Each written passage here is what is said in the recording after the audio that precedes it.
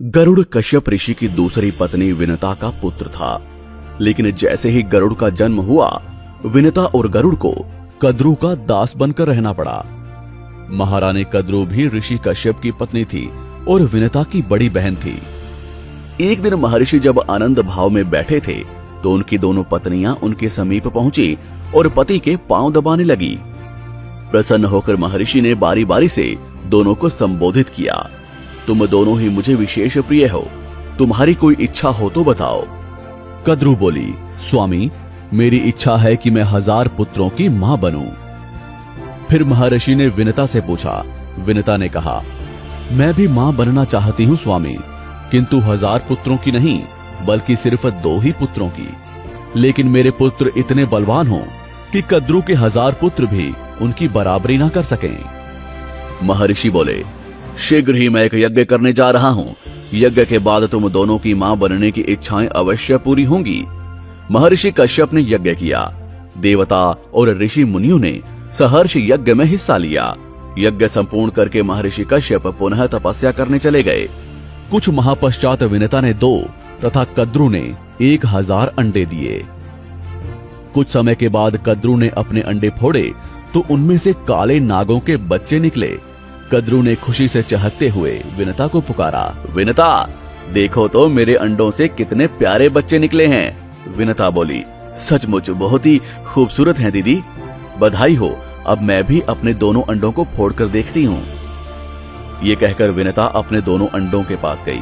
उसने एक अंडा फोड़ दिया, लेकिन एक अंडे के अंदर से एक बच्चे का आधा बना शरीर देखकर वो सहम गई। बोली, हे भगवान, जल्दबाजी में मैंने ये क्या कर डाला। ये बच्चा तो अभी अपूर्ण है। तभी फूटे हुए अंडे के अंदर से बालक बोल पड़ा, जल्दबाजी में अंडा फोड़कर तुमने बहुत बड़ा अपराध कर डाला है। फलस्वरूप तुम्हें कुछ समय तक दास्ता करनी होगी।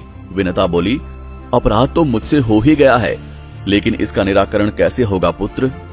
अपूर्ण बालक बोला, दूसरे अंडे को फोड़ने में जल्दबाजी मत करना। यदि तुमने ऐसा किया तो जीवन भर दास्ता से मुक्त नहीं हो पाओगी, क्योंकि उसी अंडे से पैदा होने वाला तुम्हारा पुत्र तुम्हें दास्ता से मुक्ति दिलाएगा। इतना कहकर अंडे से उत्पन्न बालक आकाश में उड़ गया और विनता दूसरे अंडे के पकने का इंतजार करने लगी। समय पाकर अंडा फूटा और उसमें से एक महान तेजस्वी बालक उत्पन्न हुआ, जिसका नाम गरुड़ रखा गया। गरुड़ दिन प्रतिदिन बड़ा होने लगा और कद्रू के 1000 पुत्रों पर भारी पड़ने लगा। परिणाम स्वरूप विनता और कद्रू के संबंध दिन प्रतिदिन कटु से कटुतर होते चले गए। फिर एक दिन विनता और कद्रू भ्रमण कर रही थी। कद्रू ने सागर के किनारे दूर खड़े एक सफेद घोड़े को देखकर विनता से कहा, बता सकती हो विनता, दूर खड़ा वो घोड़ा किस रंग का है। विनता बोली, सफेद रंग का। कद्रू बोली, शर्त लगाकर कह सकती हूँ कि घोड़ा सफेद रंग का ही है, मुझे तो इसकी पूंछ काले रंग की नजर आ रही है।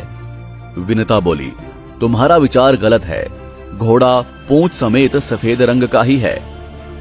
दोनों में काफी देर तक बहस छिड़ी रही।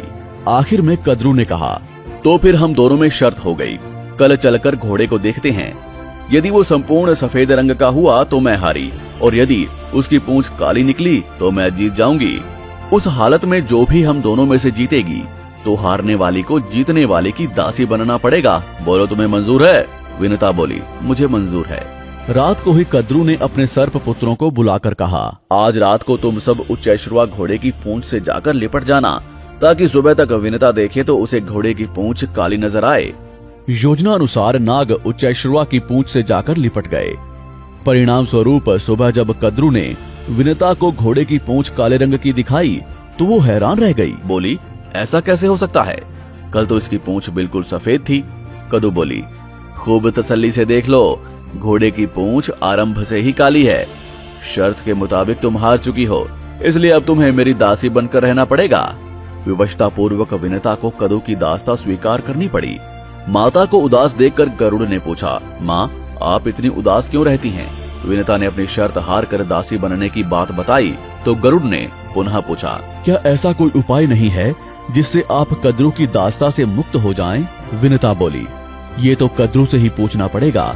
यदि वो प्रसन्न हो जाती हैं तो मुझे दास्ता से मुक्त कर देंगी। गरुड़ अपनी माता विनता को लेकर कद्रू के पास पहुंचा और कहा, क्या ऐसा नहीं हो सकता कि आप मेरी माता को अपनी दास्ता से मुक्त कर दें? कद्रू बोली, हो सकता है अगर तुम मेरे पुत्रों को अमृत ला कर दे दो। ये सुनकर गरुड़ सोच में पड़ गया। उसने अपनी माता से पूछा, माँ, अमृत कहाँ मिलेगा जिसे लाकर मैं तुम्हें दासी जीवन से मुक्त कर सकूं? विनता ने कहा, अमृत का पता तुम्हारे पिता बता सकते हैं पुत्र, तुम उन्हीं के पास जाकर पूछो। गरुड़ महर्षि कश्यप के पास पहुंचा। कश्यप अपने पुत्र को देखकर बहुत प्रसन्न हुआ। गरुड़ ने उनसे पूछा, पिताश्री, मैं अमृत लाकर अपनी माता को दास्ता से मुक्ति दिलाना चाहता हूँ, कृपया मुझे बताइए कि अमृत कहाँ मिलेगा? महर्षि बोले, पुत्र, देवराज इंद्र ने अमृत की सुरक्षा के लिए बहुत व्यापक प्रबंध कर रखा है, वहां तक पहुंचना बहुत कठिन है। गरुड़ बोला, इंद्र ने कितने ही कड़े सुरक्षा प्रबंध क्यों ना कर रखे हों, मगर मैं अमृत ले आऊंगा। आप मुझे सिर्फ उस स्थान का पता बता दीजिए। महर्षि कश्यप ने गरुड़ को इंद्र का पता बता दिया। गरुड़ ने फिर पूछा, पिताजी, मुझे बहुत भूख लगती है, कृपया ये बता दीजिए कि इस लंबे मार्ग में क्या खाकर अपना पेट भरूं? महर्षि बोले, अमृत जिस स्थान पर रखा है उस सरोवर तक पहुंचने में तुम्हें वक्त लग जाएगा। इस बीच समुद्र के किनारे तुम्हें निषादों की अनेक बस्तियां मिलेंगी। ये निषाद बहुत पतित हैं और इनके आचरण असुरों जैसे हैं। तुम इन्हें खाकर अपनी भूख मिटा लेना। गरुड़ बोला, और उसके बाद भी मेरा पेट ना भरा तो? महर्षि बोले, सरोवर के अंदर एक विशाल कछुआ रहता है, उसके साथ ही वन में एक महाभयंकर हाथी भी रहता है। दोनों ही बहुत क्रूर और आसुरी प्रवृत्ति के हैं, तुम उन्हें भी खा सकते हो। फिर वो अमृत लेने के लिए इंद्र के राज्य की ओर उड़ गया। जब देवताओं को पता चला कि गरुड़ उनसे अमृत लेने आ रहे हैं, तो उनके और गरुड़ के बीच एक भयंकर युद्ध शुरू हो गया, लेकिन गरुड़ ने उन्हें आसानी से हरा दिया। फिर वो उस स्थान पर गया जहां अमृत रखा था। अमृत से भरे बर्तन को आग की लपटों ने घेर लिया। गरुड़ समुद्र में गए और आग बुझाने के लिए बहुत सारा पानी निगल लिया। जैसे ही वो अमृत की ओर बढ़ा, उसने देखा कि बर्तन के सामने नुकीली तीलियों वाला एक बहुत बड़ा पहिया घूम रहा है। गरुड़ आकार में छोटे हो गए और पहिए की तीलियों के बीच उड़ गए। तभी उसने दो क्रूर जानवरों को बर्तन की रखवाली करते देखा। उसने तेजी से अपने पंख फड़फड़ाए और राक्षसों की आंखों में धूल झोंक दी और उन्हें अंधा कर दिया। आखिरकार वो बर्तन तक पहुंच गया और उसे ले गया। गरुड़ स्वयं अमृत पी सकते थे और अमर हो सकते थे, लेकिन उन्हें अपनी मां को मुक्त करने के लिए इन्हें सांपों को देना पड़ा। गरुड़ के इस निस्वार्थ कार्य ने विष्णु को प्रभावित किया, जिन्होंने उन्हें वरदान दिया कि वो अमर हो जाएंगे। लेकिन विष्णु ने उन्हें सांपों को अमृत पीने से रोकने के लिए कहा। गरुड़ ने अमृत को उन सांपों को सौंप दिया और उन्होंने विनता और गरुड़ को एक ही बार में गुलामी से मुक्त कर दिया। जैसे ही सांप अमृत पीने वाले थे, गरुड़ ने उन्हें रोका और कहा कि वो पहले खुद को साफ कर लें। इस बीच अमृत चोरी करने के लिए देवता गरुड़ से क्रोधित हो गए और उन्हें रोकना चाहते थे। इंद्र ने गरुड़ पर हमला करने की कोशिश की और उसके बाद एक युद्ध हुआ। गरुड़ ने इंद्र के वज्र को तोड़ा, लेकिन इंद्र अमृत लेकर भागने में सफल रहे। हालांकि अमृत की कुछ बूंदें जमीन पर गिरी और सांपों ने उसे चाट लिया। अमृत इतना मजबूत था कि उसने उनकी जीभ जला दी और उन्हें कांटा बना दिया। यही कारण है कि सांपों की जीभ कांटेदार होती है। विष्णु सब कुछ दूर से देख रहे थे और गरुड़ की शक्ति और दृढ़ संकल्प से प्रसन्न थे।